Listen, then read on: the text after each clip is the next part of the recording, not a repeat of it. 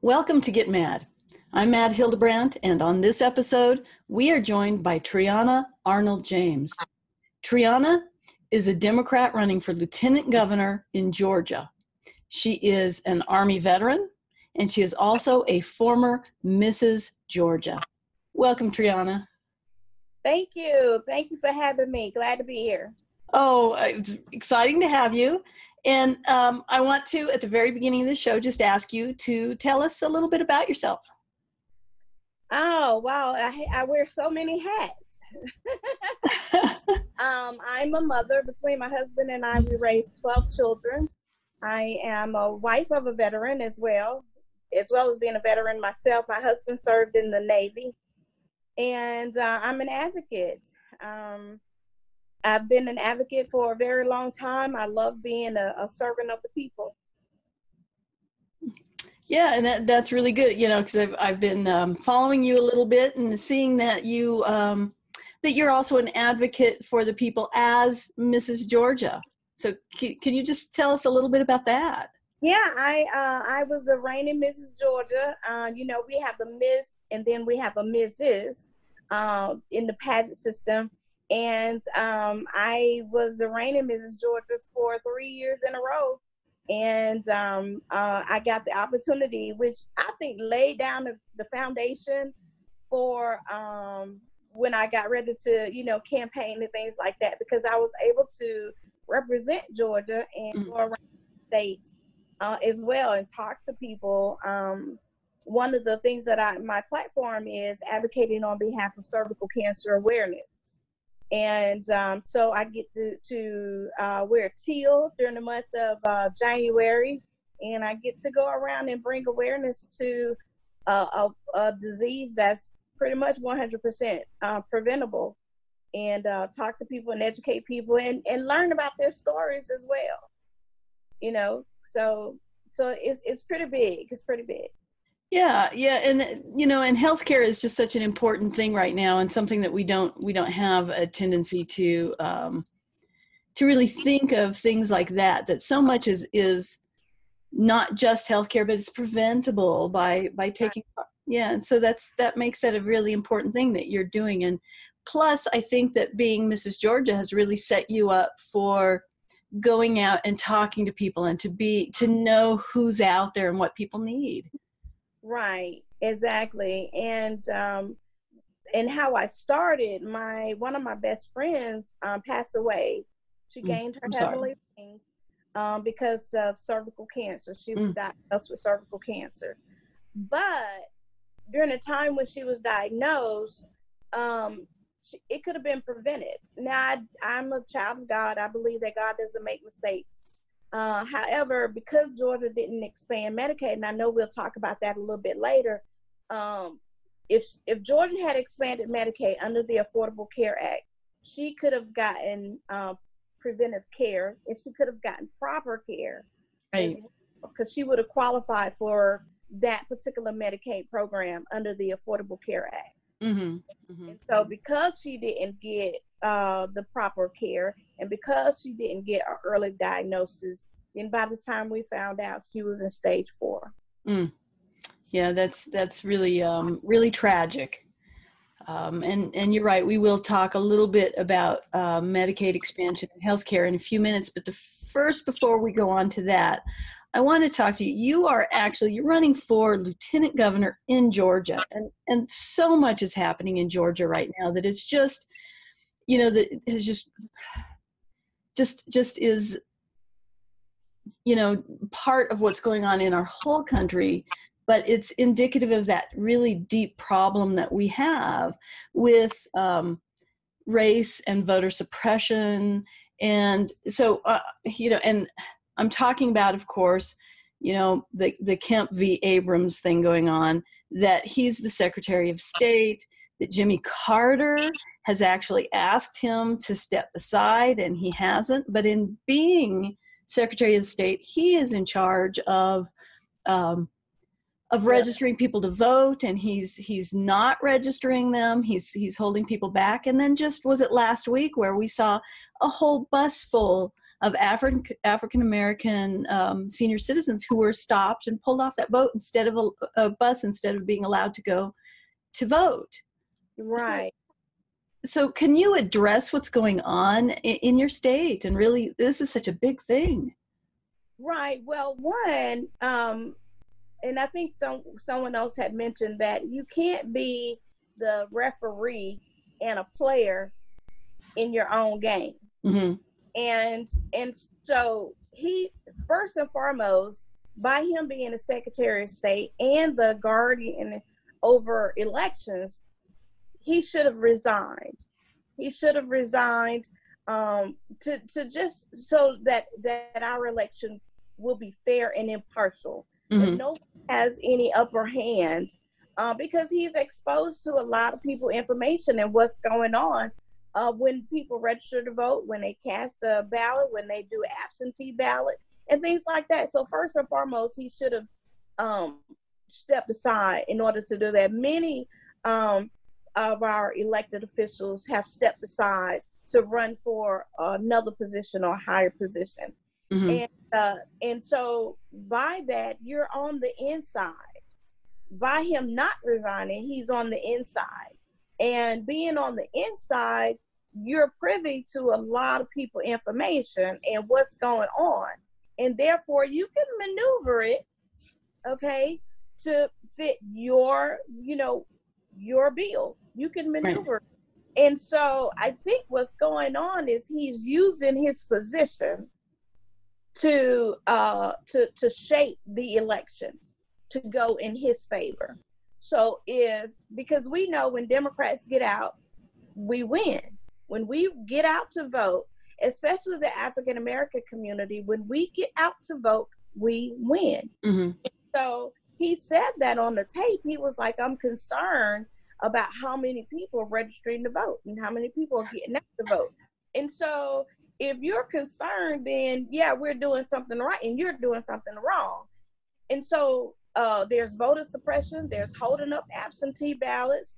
You're all of the advocates that's here helping people give rides to the poll. I used to give rides to the polls myself. I clean up my BMW and put some water and snacks in there. Then I have my radio program to, if you get in and you want to listen to gospel, we play gospel. If you want to listen to rap, we play rap. And giving people, and it was a coordinated effort to give people rides to the poll.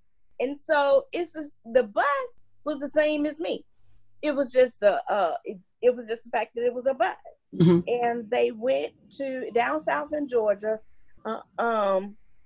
where people are really hurting in rural Georgia. Mm-hmm. I know that personally. I've seen too many stories. And and a lot of times they don't have transportation. Right. So they said, well, hey, we'll come, call the 800 number or whatever, and we'll come and we'll take you all to vote. And that's what was happening.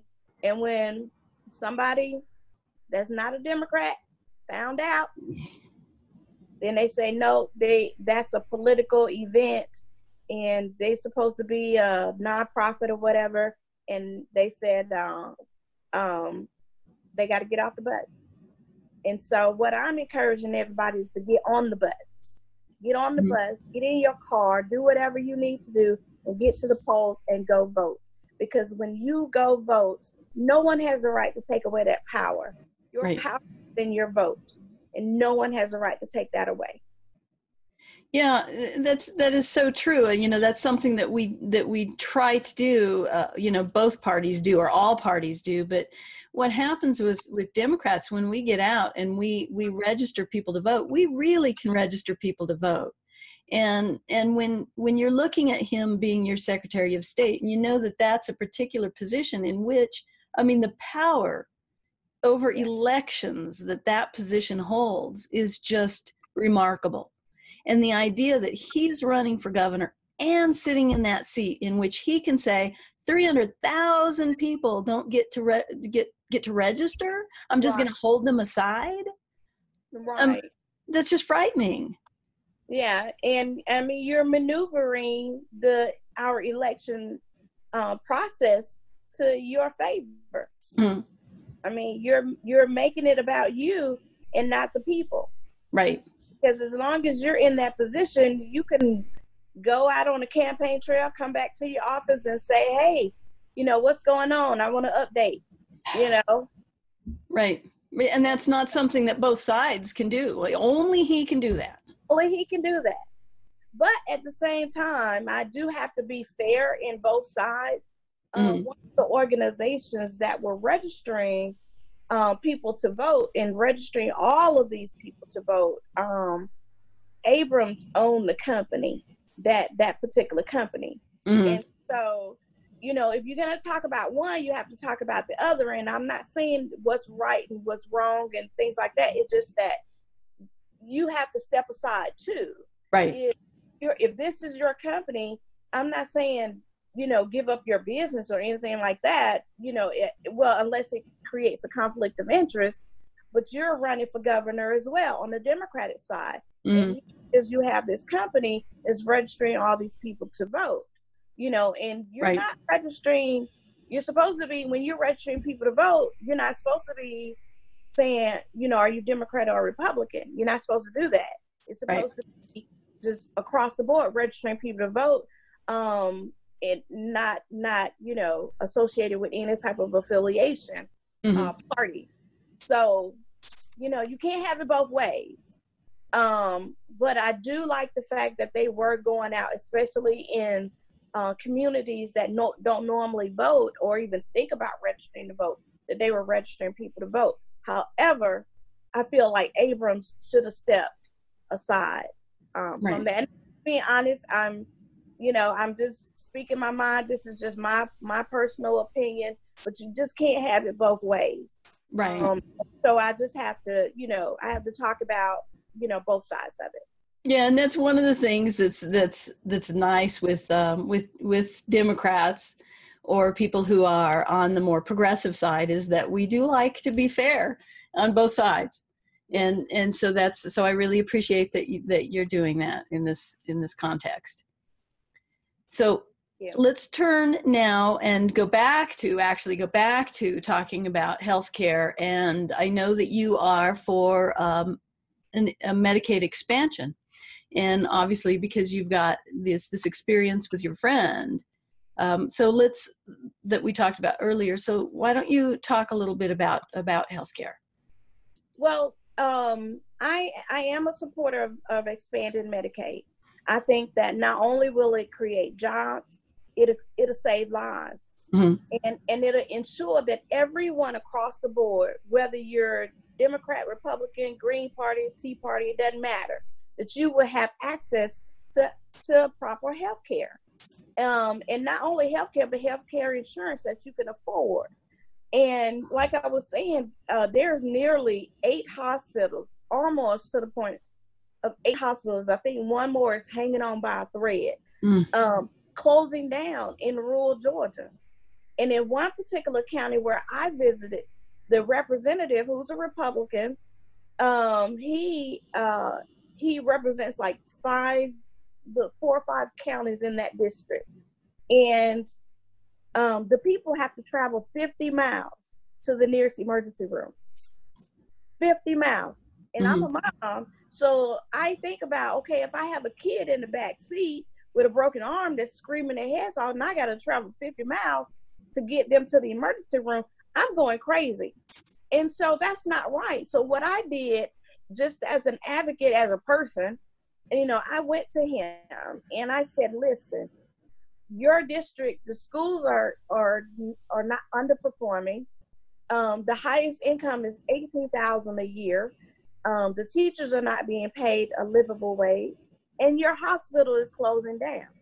So what are you going to do about it? Because I'll be more than happy to go to your district and see what's going on, which I end up doing. And so as a result of that, he put federal money for his district to opening up 2 urgent care centers in that district, so that those people do not have to travel 50 miles, and just other different benefits that he has done.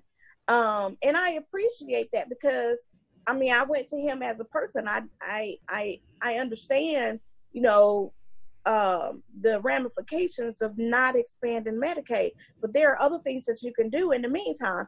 And so he was willing to do that, and I thank God for that. But people are hurting.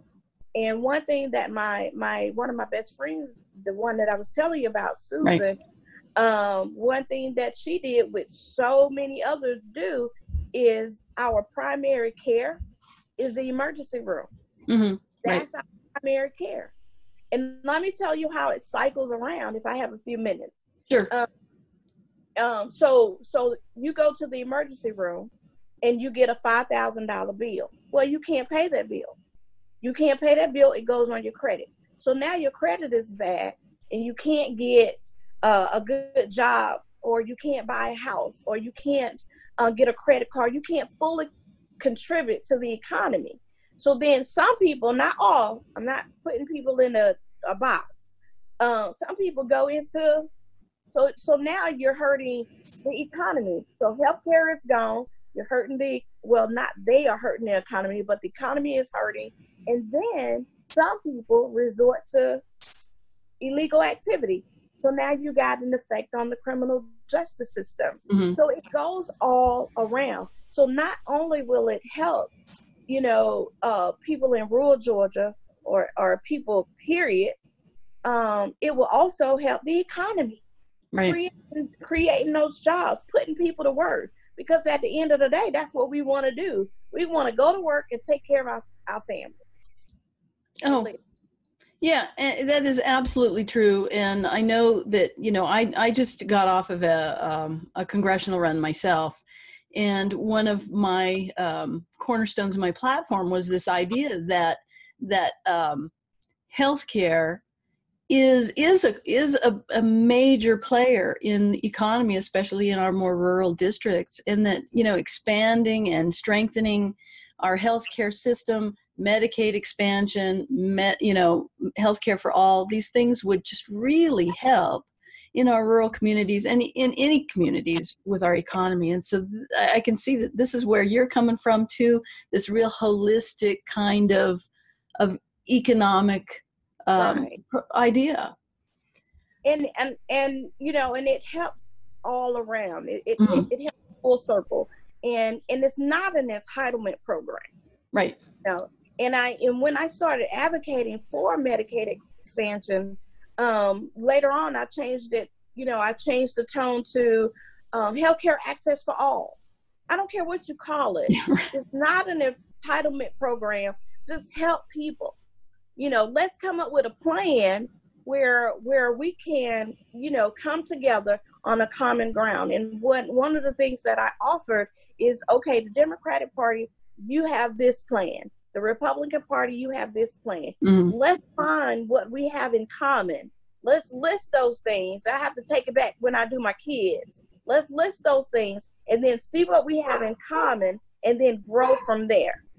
You know what I mean? And mm-hmm. I think that if we find those things in the middle that we have in common, we'll be able to grow from there and work things out and save more lives. I truly believe that. Maybe that's naive on my part, but I truly believe that.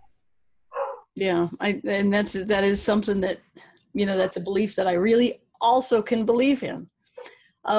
Let's talk about, Medicare, medical situation, healthcare, all of these things just kind of lead us right into veterans, because the VA system is one of those things, and people are always talking about healthcare and veterans, and there's so many more topics that you can talk about veterans.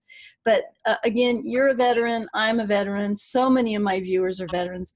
Can you for a minute just talk about your veterans plan? I am so proud that I made that decision. And it was kind of like a dare for me joining. But I'm glad that I did. And I served active duty and reserve. I wasn't tired of the uniform. So, I did some reserve time as well. And when I when I was coming out, I took this course that they offered, and I'm hoping that they still offer it. It's called from from Army gray to corporate blue. And it helped me make that transition, because the only thing I knew in my mind was military, college military. And so making that transition, it's a wake up call that, you know, because the Army, the military kind of spoils you. Everything is right there on base. And then when you come out into civilian world, you're like shocked, like, really? You know? And so with our healthcare system, and thank God I had a great mentor and was able to help me to maneuver the VA system, the hospital paperwork, things like that. Mm-hmm. I was the first female in my family to join the military as well. And so because of that, and I see the good and the bad, I know that that we can make things better. So one of the things that we need to do, we need to appoint a veteran over the veteran administration between the medical and the offices, because in our mind, veterans think alike, and we know from the inside looking out, we know the things. So that's first thing that we need to do. Second thing we need to do, we need to merge the federal system and the state system together, so that if you're in your home state and you have things going on, or you have your home of record, and you have all your information there, it could transfer over to federal, or the federal could transfer over to state, so that the state and the federal is talking together, and you know the benefits that you are entitled to, you know, information, you know where to go. The third thing that I would like to do in the state capitol is set up a veteran support organization, a VSO, pretty much to act as a liaison between the people, the veteran organizations, the nonprofit organizations, and the governor and the lieutenant governor's office. That way, that those laws that are being passed that is affecting us as veterans, you know about it. Because there was a lot of laws, and I'm there on the first day of session, and I'm there on the last day of session. And there's a lot of laws that pass that affect us as veterans, that is good and that's bad. Mm-hmm. And I can't go through all of them now because it's too many. But I know that if there is a liaison between the governor and the lieutenant governor's office and the people, the veterans, and the veteran support, the veteran organizations, a liaison can basically I get talk about, you know, transcribe all of those laws that affect us as veterans to those organizations, and it can get down to the people. Two words I believe that do not belong together, and that's homeless veteran. We should not have any homeless veterans at all whatsoever. We should not. We should be taking care of our veterans, because we provide that blanket of freedoms that others sleep on. We did that, and I'm proud to do that. However, if I need something, I want to be able to point to this, point to that, and go and get that information. So I want to make sure that those laws that are affecting us as veterans is getting to the people. And then lastly, I'll talk about there's a shelter strictly for veterans, but they can't operate because they're losing money. They're losing funding. And so I would like to have appropriations where funding are going exactly to that organization, because what the organization does is they house, they feed, they provide resources, they help you get your benefits to those veterans that are displaced, that are, you know, without homes or whatever going on with them.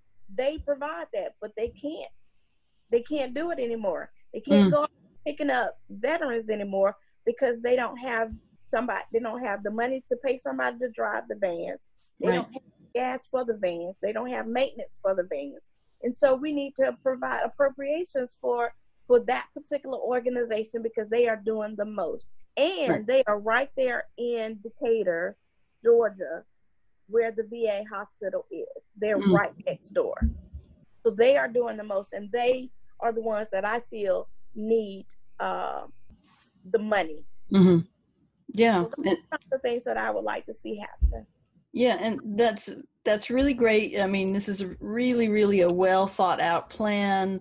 I got to say, it's the best thought out plan that I've had somebody talk about in an interview so far, but it's because you're a veteran. And I'm telling you, as you said, veterans understand what veterans need. And as many times as any other politician says, oh, I love veterans, I'm all about veterans, they don't know what it is to be a veteran and what we need. They only know what they think we need. Right. Ask a veteran. I need a shirt to say that. You want to know what veterans need? Ask a veteran. That's exactly right. Really, that's right. And my viewers will be very happy to hear what you have to say, and we'll see if we can reach into some of the veterans in your state. And we're at the very end now, so I would like you right now to take a minute and give just a little bit and to speak directly to your constituents about why they should be voting for you, and provide your website and where they can donate to you.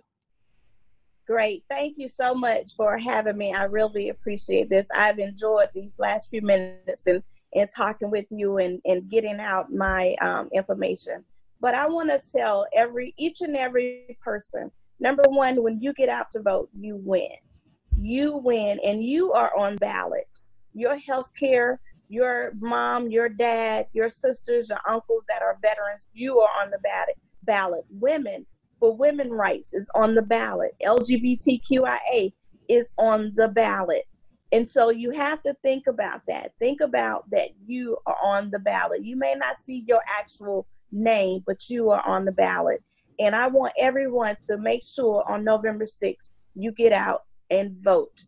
The second thing I want you to do is make sure any and all elected officials, everyone that's elected, you hold them accountable. You put their feet to the fire and you hold them accountable. And thank you so very much. And you all can go to Triana4Georgia.com, Triana4Georgia.com. And as I always tell everyone, I always point to my heart when I say Georgia, because not only is Georgia on my mind, Georgia is in my heart. I was born and raised here. God bless you. God bless each and every one of you. And don't forget me on November 6th. Don't forget everybody down the line, every time, whatever party you belong to, down the line every time, because the ones on the bottom is the ones that really count and the ones that's doing the work. So thank you so very much. Thank you for all those heartfelt words and this very informative discussion that we've had today. And so thank you so much for being here and sharing all those ideas with us. Thank you. Yeah, and thank all of you for watching today.